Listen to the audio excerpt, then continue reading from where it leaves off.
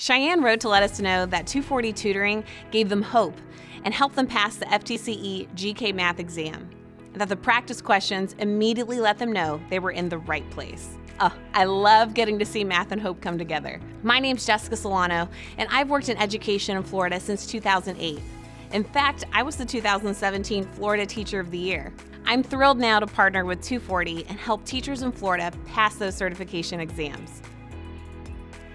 This video is going to prepare you for the FTCE General Knowledge Math subtest. And this video is going to cover 3 things: what's on the test and how to study for it, the most likely concepts that will be on the test, and we're going to look at a few practice questions. The FTCE General Knowledge, or GK for short, is intended to measure the basic skills required to be a teacher in the state of Florida.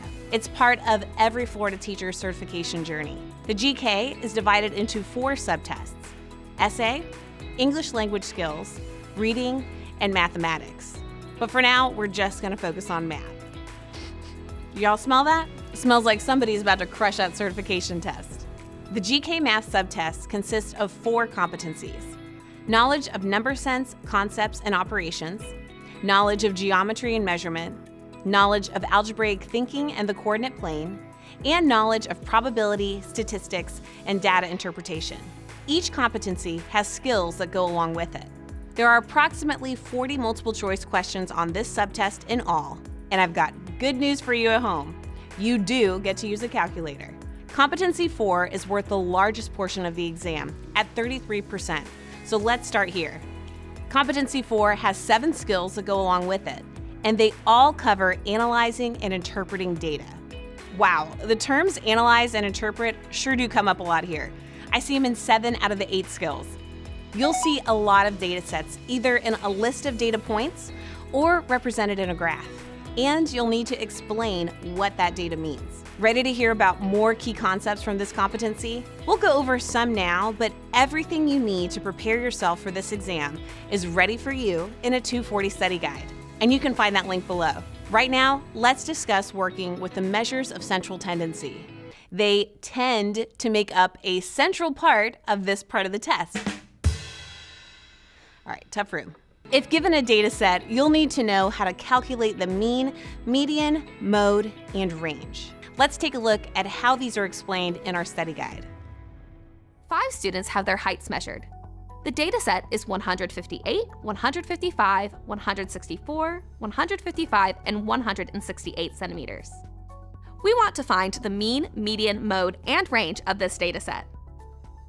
First, let's rearrange the data to go from least to greatest. We'll get 155, 155, 158, 164, and 168. To calculate the mean, first add these numbers together to get a total of 800. Then divide the result by the number of students measured, which is 5. This gives us a calculated mean of 160.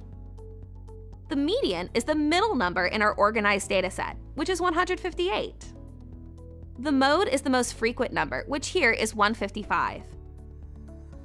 And our range is equal to 168, the highest number, minus 155, the smallest, which equals 13. Starting to feel like these skills are in your range?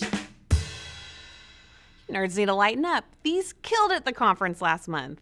Anyway, let's move on to the competency worth the next biggest chunk at 29%.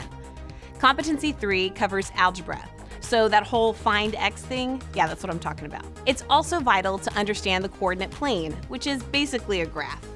Okay, sure, it's a fancy graph, but it's still a graph.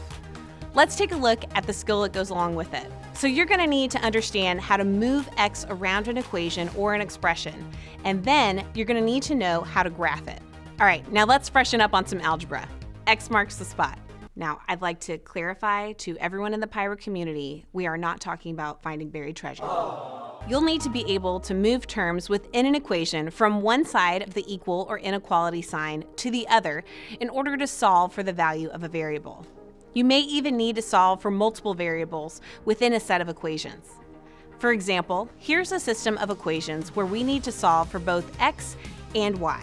Now, if you're looking at this and you're unsure where to even start, don't worry. We walk you through the whole thing from start to finish in our online study guide. Take a look. First, we stack the equations and add them vertically to eliminate one variable. Then we solve for the remaining variable, in this case, y. Finally, we take that value and we plug it in to find x. Oh, I almost forgot. You'll also need to know line relationships. When we say line relationships, we mean whether lines are parallel, meaning they never intersect, or perpendicular, meaning they intersect at a 90-degree angle. If you can tell if lines are parallel or perpendicular by looking at their equation in point-slope form, which is y equals mx plus b.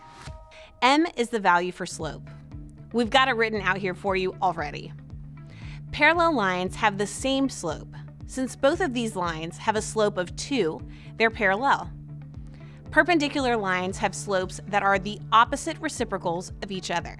Since one line has a slope of 2/3 and one has a slope of -3/2, they're perpendicular. Lines can also be neither parallel nor perpendicular, which just means that they intersect at an angle that's not 90 degrees. Got all that? If not, don't worry. You should check out our study guide. We walk you through everything you need to know, step by step. 2 competencies down, 2 to go. Geometry and measurement is going to take up about 21% of your exam.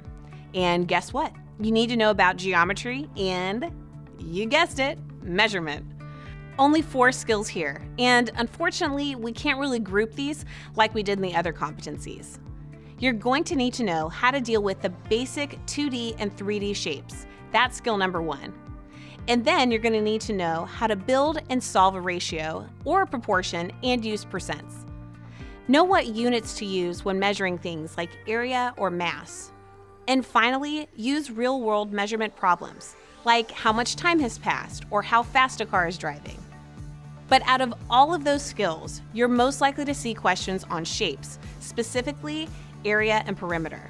Want another little sneak peek into the 240 study guide? I've got you. So if you're given a shape and its outside measurements, you may be asked to solve for the area or perimeter. Let's try to find the area of this shape. We can split this shape into a triangle and a rectangle. From there, we can use known formulas to solve for each. The area of a rectangle is length times width. So in this case, 6 times 4, or 24. Then the triangle is half times the base times the height. So half times 6 times 2, or 6. Add them both together, and the area of this shape is 30 centimeters squared. And here's the thing, we accommodate to all learning styles. We've got this information in the graphic you just saw, but we also have that same information in a video. 240 lets you choose how you want to study. All right, 1 competency to go. Competency 1 covers the smallest portion of your test at 17%. And there are only 3 skills that go with this competency. They all deal with real numbers. Do you know how to use them in math problems and know which ones are bigger than others? You know what I see a lot in this section? The order of operations. Remember PEMDAS? That whole please excuse my dear Aunt Sally thing? You're going to need to know what order to do specific operations in so that you can solve the problems to get the correct answer. I bet you wish I'd show you an example right now. Wish granted. You might be given a problem and need to use the order of operations to solve for the correct answer. Trying to solve the problem without using the order of operations would leave you with the wrong answer, so it's all about knowing which step to do first. Now that we've gone over some of the big concepts in our 4 areas, let's look at some practice questions to show you how those concepts can appear on the test. Now, if you want a lot of practice questions, you can click the free practice test below.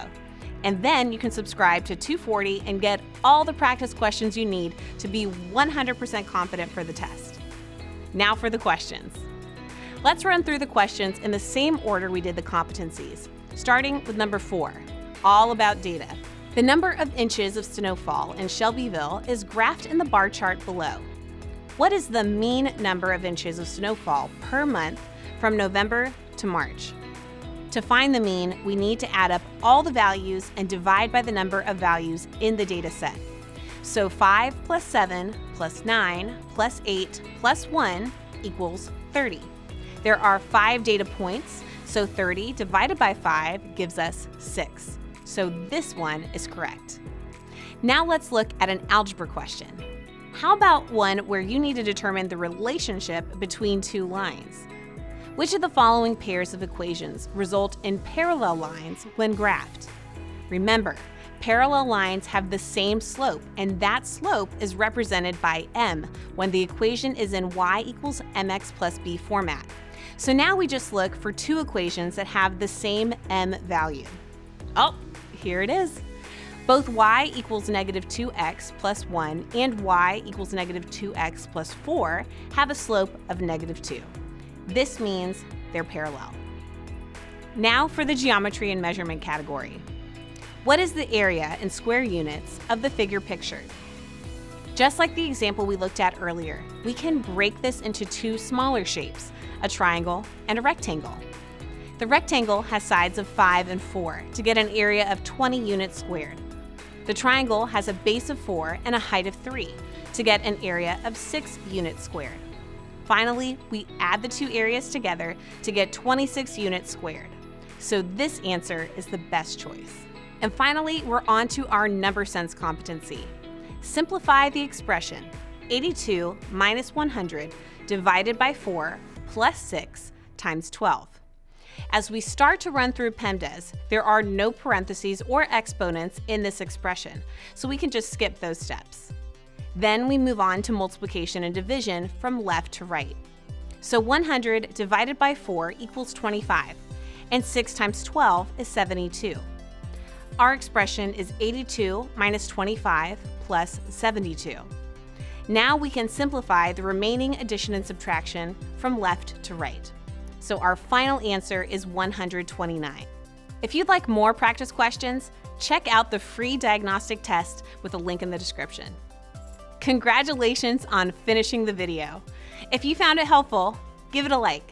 There's still plenty more to learn. Did you know that thousands of teachers have passed their certification exams by preparing with our study guides? If you really want to make sure that you're prepared for the FTCE General Knowledge Math test, take the next step and subscribe to the 240 Study Guide. It has hours of videos, so you can watch or listen as you please. It's test-aligned, so you know precisely what you need to study. And it has hundreds of practice questions, so you can be absolutely sure that you're ready. Best of all, it has a money-back guarantee. So click the link below right now and get started.